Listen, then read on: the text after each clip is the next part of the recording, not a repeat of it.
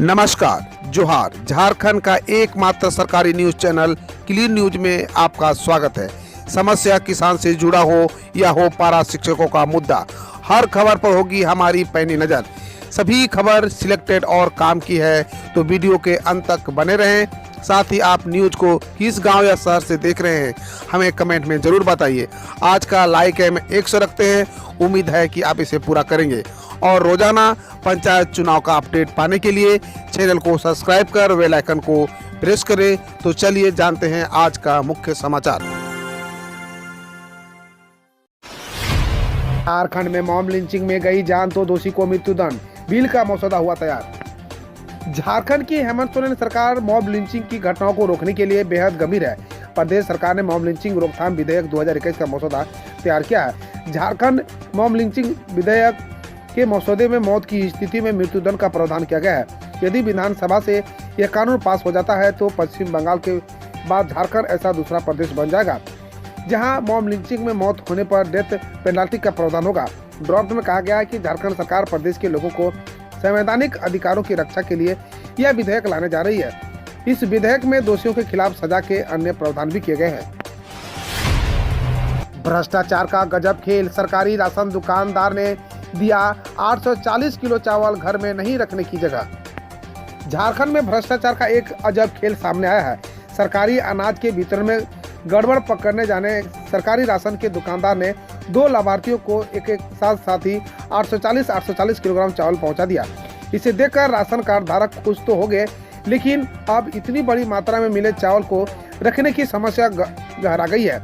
आमतौर पर जनजातीय वर्ग के लोगों के घरों में इतनी बड़ी मात्रा में अनाज रखने की जगह नहीं होती है। यह मामला झारखंड के राजधानी दुमका के शिकारीपाड़ा थाना क्षेत्र का है। दरअसल झारखंड के वित्त और खाद्य आपूर्ति मंत्री रामेश्वर उरांव ने आदिम जनजाति परिवारों के लिए चलाई जा रही डाकिया योजना का सोशल ऑडिट कराने का आदेश दिया था। सोशल ऑडिट के दौरान दुमका के शिकारीपाड़ा प्रखंड में 2 आदिम जनजाति परिवारों को जन वितरण प्रणाली के तहत राशन सरकार के दुकानदार द्वारा 2 साल से चावल न देने का मामला पकड़ में आया था। झारखंड से जुड़ी है सीडीएस बिपिन रावत की यादें। जाते वक्त कहा था, मैं अपना दिल यहाँ छोड़कर जा रहा हूँ। तमिलनाडु के कुन्नूर में हेलीकॉप्टर क्रैश में chief of defence staff Bipin Rawat का निधन हो गया। सीडीएस रावत के आकस्मिक निधन से पूरा देश स्तब्ध रह गया। देश के वीर सपूत बिपिन रावत का झारखंड से भी गहरा नाता रहा है। सीडीएस बिपिन रावत 4 जनवरी 2019 को गुमला जिले के चैनपुर प्रखंड आए थे। उन्होंने वर्ष 1971 के पाकिस्तान युद्ध के हीरो रहे परमवीर चक्र विजेता लॉन्स नायक अल्बर्ट एक्का के पैतृक क्षेत्र भी गए थे। सीडीएस रावत ने अल्बर्ट एक्का के पैतृक प्रखंड को वीर भूमि बताया था। बता दें कि हेलीकॉप्टर हादसे में सीडीएस रावत, उनकी पत्नी मधुलिका रावत और अन्य 11 की मौत हो गई। पुलिस ने लाइनमैन का काटा 6000 का चालान, बिजली विभाग ने पूरे थाने की बत्ती पर कर दी गुल। झारखंड के सिमडेगा जिले में एक अजीबोगरीब मामला सामने आया है। यहाँ बिजली विभाग और पुलिस के बीच टकराव की स्थिति उत्पन्न हो गई है। बिना हेलमेट बाइक चला रहे एक बिजली कर्मचारी का कोलेबिरा पुलिस ने चालान काट दिया। इसके बाद बिजली विभाग के अधिकारियों ने बिजली बिल बकाया होने की बात कहते हुए कोलेबिरा थाने की बत्ती ही गुल कर दी। बिजली कनेक्शन काट के बाद थाने में अंधेरा छा गया। विवाद उपायुक्त के पास पहुंचा तो उन्होंने अविलंब थाने में बिजली आपूर्ति बहाल करने के निर्देश दिए। डीसी के आदेश के बाद कोलेबिरा पुलिस स्टेशन में बिजली आपूर्ति बहाल कर दी गई। उपायुक्त ने मामले के जांच के आदेश भी दिए हैं। कोरोना संक्रमण से जान गंवाने वाले आश्रितों को हेमंत सरकार देगी 50,000, ऑनलाइन भी कर सकते हैं दवा। कोरोना वायरस संक्रमण से जान गंवाने वाले लोगों के आश्रितों के लिए बड़ी खबर है। झारखंड की हेमंत सोरेन सरकार कोविड-19 के चलते जान गंवाने वाले लोगों के परिजनों को 50,000 रुपए की आर्थिक मदद देगी। इसी बाबत निर्देश जारी करते हुए प्रदेश के स्वास्थ्य एवं आपदा प्रबंधन मंत्री बन्ना गुप्ता ने कहा कि हेमंत सरकार जनता के सुख दुख में शामिल है। झारखंड में कोरोना की पहली और दूसरी लहर के दौरान राज्य भर में 5133 लोगों की असमय मौत हो गई थी। अब प्रदेश सरकार उनके परिजनों को आर्थिक सहयोग करेगी। गुमला में पुलिस और माओवादियों के बीच फायरिंग, सर्च ऑपरेशन जारी। चैनपुर प्रखंड के कुरुमगढ़ के निर्माणाधीन थाना में तैनात पुलिसकर्मियों पर भाकपा माओवादी ने बुधवार की रात फायरिंग कर दी। फायरिंग की आवाज सुनकर पुलिस ने मोर्चा संभाल लिया। करीब 1 घंटे तक दोनों ओर से फायरिंग हुई। पुलिस को भारी पड़ता देख माओवादियों ने फायरिंग बंद कर दी और जंगल की ओर भाग गए। इलेक्ट्रॉनिक तराजू से किसानों के साथ ठगी, बिचौलियों को फसल बेचने को मजबूर है किसान। राज्य सरकार द्वारा किसानों के धान खरीद को लेकर 15 दिसंबर से पैक्स के माध्यम से धान खरीदी की घोषणा भले ही कर दी गई है, परंतु किसानों के धान खरीदी को लेकर अभी तक धरातल पर कोई कार्रवाई शुरू नहीं हो सकी है। जिन किसानों का धान बेचने के लिए पंजीकरण नहीं है, वैसे नए किसान ऑनलाइन रजिस्ट्रेशन के लिए प्रखंड कार्यालय से लेकर प्रज्ञा केंद्र तक का चक्कर काट रहे हैं, परंतु सरकार के द्वारा ऑनलाइन साइट को अभी तक बंद रखा गया है। इलाज कराने आया गुमला का व्यक्ति निकला कोरोना पॉजिटिव, ओमिक्रॉन टेस्ट के लिए सैंपल भेजा जा सकता है पुणे। कोरोना महामारी की रोकथाम को लेकर सदर अस्पताल गुमला के मुख्य गेट में ओपीडी व भर्ती मरीजों को अस्पताल में प्रवेश से पहले कोरोना जांच के क्रम में गुमला शहर का एक व्यक्ति कोरोना पॉजिटिव पाया गया। जानकारी कोरोना नोडल पदाधिकारी अनूप नंद ने देते हुए बताया कि उक्त व्यक्ति मंगलवार को ओडीपी में चिकित्सकों को दिखाने आया था। उसी समय अस्पताल में प्रवेश से पहले हमारे एलटी द्वारा उसका सैंपल संग्रह किया गया। मंगलवार को 78 सैंपल संग्रह किया गया था, जिसमें एक व्यक्ति को कोरोना पॉजिटिव पाया गया। ओमिक्रॉन है कि नहीं पूछने पर कहा कि ओमिक्रॉन टेस्ट के लिए उनका पुनः सैंपल लिया जाएगा। आयुष्मान योजना की गड़बड़ी पकड़ने बोकारो जाएगी टीम, जाने किन लोगों पर होगी कड़ी कार्रवाई। बोकारो सदर अस्पताल में मरीजों को रेफर कर निजी अस्पताल में इलाज करने और आयुष्मान से बीमा राशि का दावा करने के मामले को स्वास्थ्य विभाग ने गंभीरता से लिया है। आयुष्मान भारत योजना के प्रभारी डॉक्टर भुवनेश्वर प्रताप सिंह ने मामले की जांच के लिए टीम गठित करने का आदेश दिया है। उन्होंने कहा कि आयुष्मान की टीम फर्जीवाड़ा की जांच के लिए बोकारो जाएगी।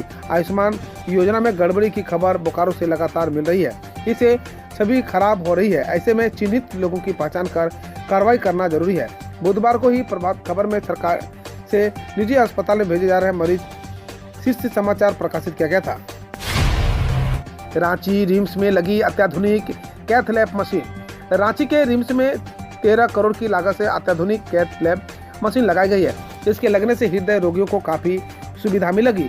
उन्हें इलाज के लिए राज्य से बाहर जाने की जरूरत नहीं पड़ेगी। मशीन को अस्पताल के कार्डियोलॉजी विभाग में इंस्टॉल किया गया है। कार्डियोलॉजी विभाग के विभागाध्यक्ष डॉक्टर हेमंत नारायण ने बताया कि यह मशीन हृदय रोग से ग्रसित मरीजों के साथ न्यूरो से ग्रसित मरीजों के लिए भी उपयोगी होगी। ओमिक्रॉन पर WHO प्रमुख का बड़ा बयान, जा सकती है जान। ओमिक्रॉन को लेकर WHO प्रमुख टेड्रोस का एक बयान सामने आया है। उन्होंने कहा कि किसी भी निष्कर्ष पर पहुंचने से पहले हमें ज़्यादा डेटा की जरूरत होगी। सभी देशों से अपील है कि वे इस पर नजर बनाए रखें ताकि ओमिक्रॉन के व्यवहार को समझा जा सके। उन्होंने कहा कि भले ही इसकी गंभीरता कम हो, लेकिन इसे लेकर बहुत सतर्क रहने की जरूरत है। उन्होंने चेतावनी देते हुए कहा कि किसी भी तरह की लापरवाही से जान भी जा सकती है। अभिनव प्रयोग, देश में पहली बार शुरू हुई पालकी एम्बुलेंस। पश्चिम बंगाल के अलीपुर द्वार में पालकी एम्बुलेंस की शुरुआत हुई है। यहाँ के दुर्गम पहाड़ी क्षेत्रों में वाहनों की आवाजाही नहीं हो पाती है। ऐसे में कई बार लोग इलाज के बिना दम तोड़ देते हैं। पालकी एम्बुलेंस का उद्घाटन अलीपुर द्वार के डीएम सुरेंद्र कुमार मीना और स्वास्थ्य अधिकारी गिरीश चंद्र बेरा ने किया। भारत में इस तरह की ये पहली अभिनव पहल है। इस सेवा के शुरू होने पर ग्रामीणों ने प्रसन्नता का आभार जताया है। बिपिन रावत को लेकर अमेरिका, रूस और इजराइल ने कहा, हमने सच्चा दोस्त खो दिया। सीडीएस बिपिन रावत के निधन पर अमेरिका, रूस और इजराइल ने कहा कि उन्होंने सच्चा दोस्त खो दिया। अमेरिकी दूतावास ने कहा कि वह अमेरिकी सेना के साथ भारत के रक्षा सहयोग के एक बड़े विस्तार की देखरेख करने वाले संयुक्त राज्य अमेरिका के एक मजबूत दोस्त और भागीदार थे। रूसी राजदूत निकोल ने कहा कि रूस ने एक बहुत करीबी दोस्त को खो दिया है। इजराइल ने रक्षा मंत्री बेनी गैंट्स ने कहा कि हम भारतीयों के साथ खड़े हैं। खत्म हुआ किसान आंदोलन, सिंधु कुंडली बॉर्डर से टेंट उखड़ना हुआ शुरू। 378 दिनों से चल रही किसान आंदोलन खत्म हो गया है। संयुक्त किसान मोर्चा ने बैठक में यह फैसला लिया है। सिंधु कुंडली बॉर्डर से किसानों ने घर वापसी की तैयारी शुरू कर दी है। उन्होंने बॉर्डर पर बने अपने टेंट उखाड़ना शुरू कर दिया है। किसानों का कहना है कि सरकार ने उनकी मांगे मान ली है, इसलिए अब वो वापस लौट रहे हैं। आंदोलन हुआ खत्म, लेकिन अभी नहीं खुलेगा गाजीपुर बॉर्डर। किसान नेताओं ने कहा 11 दिसंबर बाद होगा फैसला। लंबे समय से किसान आंदोलन को गुरुवार को खत्म करने की घोषणा कर दी गई। सरकार की ओर से किसानों की मांगे मानते हुए उनके पक्ष में निर्णय लिया गया था, जिसके कारण किसानों ने अब यह निर्णय लिया है कि लेकिन गाजीपुर बॉर्डर पर बैठे नेताओं का कहना है कि इस जगह से सबसे बाद में किसान रुक करेंगे। इसके लिए 11 दिसंबर को समय तय होगा, तब तक गाजीपुर बॉर्डर नहीं खुलेगा। गौरतलब है कि 381 दिन बाद किसानों ने गाजीपुर से अपने टेंट हटाने की घोषणा की है। संयुक्त किसान मोर्चा के नेता तरसनपाल सिंह ने इसकी जानकारी दी है। यूपी के मदरसों में इंग्लिश मीडियम से होगी पढ़ाई, शिक्षा बोर्ड ने किया फैसला। उत्तर प्रदेश के मान्यता प्राप्त मदरसों में पढ़ाई के माध्यम को लेकर मदरसा शिक्षा बोर्ड के चेयरमैन की अध्यक्षता में बैठक हुई। इस बैठक में जरूरी फैसला लिया गया। मदरसा शिक्षा बोर्ड के चेयरमैन डॉक्टर इफ्तिखार अहमद की अध्यक्षता में हुई बैठक में फैसला हुआ। बेसिक शिक्षा की तर्ज पर अंग्रेजी माध्यम से मदरसे चलाने की अनुमति दी जाएगी। यहाँ पर भी अन्य शिक्षा बोर्ड की इसी तरह भी प्री प्राइमरी कक्षाएं ली जाएंगी। 5 साल बाद इस जिले के 12 शिक्षकों पर गिरी निलंबन की गाज, जानिए पूरा मामला। बक्सर जिले के विभिन्न स्कूलों में कार्यरत कर रहे सरकारी 12 शिक्षकों पर 5 साल के बाद निलंबन की गाज गिरी है। इसमें से 5 शिक्षक सेवानिवृत्ति भी हो चुके हैं, जिनमें से एक की मौत हो गई है। विभागीय कर्मियों को मिली भगत से यह मामला पूरे 5 सालों से दबा हुआ था। जिला लोक शिकायत में परिवाद दाखिल होने के बाद कमिश्नर के निर्देश पर डीएम द्वारा डीडीसी की अध्यक्षता में बनाई गई 3 सदस्यीय टीम की जांच के बाद पूरे मामले का खुलासा हुआ। इसके बाद डीएम के निर्देश पर सभी कार्यरत व सेवानिवृत्त शिक्षकों के खिलाफ निलंबन सहित अन्य कार्रवाई प्रारंभ की गई है। इससे डीईओ कार्यालय के कर्मियों को साठगांठ से फर्जीवाड़ा करने वाले शिक्षकों में हड़कंप मचा हुआ है। इस बार 2 गुना फ्री राशन देगी यूपी सरकार, जानिए कब से शुरू होगी यह व्यवस्था। यूपी में 12 दिसंबर से राशन वितरण के महाअभियान की शुरुआत होने जा रही है। सरकार इस अभियान के तहत 15 करोड़ से अधिक राशन कार्ड धारकों को बूस्टर डोज के रूप में 2 गुना मुफ्त राशन देगी। देश में अब तक का यह सबसे बड़ा राशन वितरण अभियान है। सरकार की योजना का सीधा लाभ अंत्योदय और पात्र घरेलू राशन कार्ड धारकों को मिलेगा। गरीबों, मजदूरों और किसानों को बड़ा सहारा देने के लिए शुरू हो रहे इस अभियान की निगरानी अफसरों के साथ ही सांसद और विधायक भी करेंगे। हम रोज ऐसे ही न्यूज लाते रहेंगे, तो यदि आपने अभी तक क्लीन न्यूज को सब्सक्राइब नहीं किया है तो पहले फटाफट सब्सक्राइब कर लें, साथ ही बेल आइकन को दबा दें ताकि कोई अपडेट मिस ना हो।